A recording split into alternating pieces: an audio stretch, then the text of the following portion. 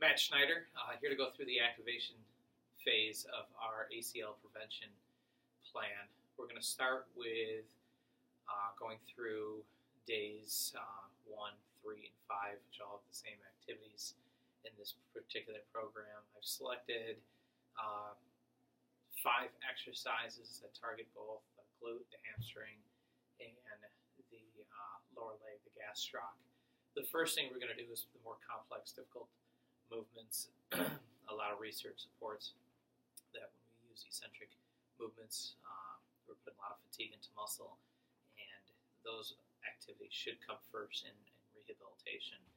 So the particular exercise without a partner here, because it's a team program, we're going to do hamstring falls. I'm not quite sure what else these are called, but you'd have a partner hold the athlete's legs. These are a very challenging eccentric movement to engage our hamstrings. Also our glutes, because our glutes are going to help stabilize the pelvis in this particular position. We want to make sure our athletes maintain good checkpoints of alignment. After all, with ACL injury, we know that knowledge of performance, knowledge of results is incredibly important in prevention of ACL injury. So we want to maintain good pelvis alignment. We want to make sure our shoulders are in line. We're not rolling in our shoulders, and we're not going into any kind of lumbar extension or flexion during this. Maintain a good solid core. Encourage our athletes to pull their belly buttons back towards their spine. Engage their glutes to stabilize those pelvis. Somebody holding, they're going to try and lower themselves as best they can. Encourage them to put the hands up. You can have a stability ball available, especially if they're new to this, and they can kind of fall onto the stability ball. It's going to be nearly impossible for me to do this exercise by myself.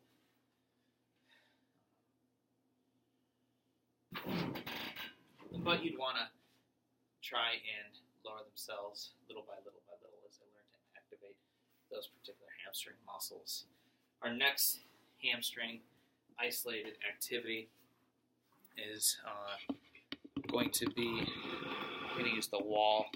We know that with knee valgus, we get very quad dominant athletes kind of pull their pelvis into anterior tilts, encourage that knee valgus. So we want to work a lot of the posterior chain. We want to activate the hamstrings, even though they may be long. We want to reactivate our glutes, and we want to prevent those knees from collapsing during dynamic and static movements. This particular activity is good. There's always plenty of wall space for our athletes. It's 90 here, 90 here. Again, we want to focus on breathing. We want to encourage our athletes to belly breathe. I teach them to put their hands on their belly as they breathe in. They get fat. As they breathe out, they push their back into the mat and go into a posterior pelvic tilt. They are going to push their feet in. They're going to keep that lower back down. And right away, they should start to engage those hamstrings. Ball sports, we could put a ball between their legs, and we would have them come up, and we could do taps.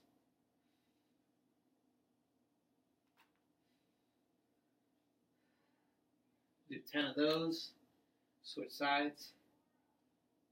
If our athletes can't quite get there yet because they have weak hamstrings, we can put a ball between the leg. We could walk one leg out laterally, and we could do pickups. Our next activity for activation is going to be single leg calf raise. Just use a bleacher or your outside team benches. Again, during activation, we want to continue to encourage the patella over that second toe, hip. We want to make sure we really drill into our athletes this posture. In the eccentric phase, we want to make sure it's a 4 count,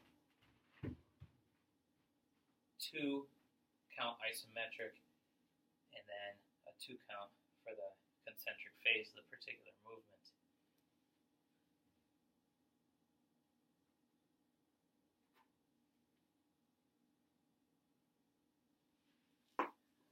those 2 sets. And then we'll do VMO. I know VMO activation is quite controversial. However, when we're talking about stabilizing the patella, it's one of those muscles that tends to be inhibited. However, it's really hard to isolate this particular muscle. I like using single leg wall and just working on 10 degrees of flexion of the knees. Research suggests that we can kind of target the VMO here on the medial side of our quads. We're going to kind of lean against the wall and encourage our athletes not to collapse in, but again, this will reinforce that good posture as they stand here, lean into the wall. And we're just going to do 10 degrees. We want to encourage them to push through the heel of their foot. You can kind of see my toes coming up a little bit. Just 10 degrees, and almost immediately you can isolate that medial VMO right there. And then single leg squat. I did have another activity in here, but I feel like reading some additional research on VMO activation. It was better to go back into glute activation to stabilize the pelvis and to help with some of the anterior pelvic tilting we see in our female athletes, especially with valgus position in their knees.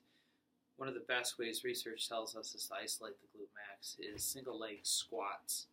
In single leg squats,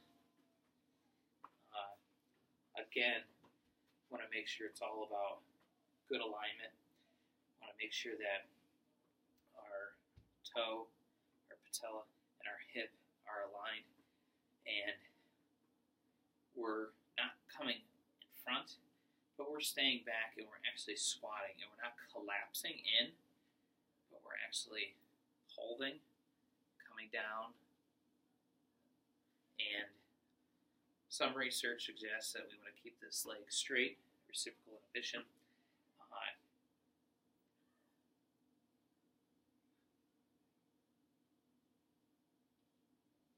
And back up.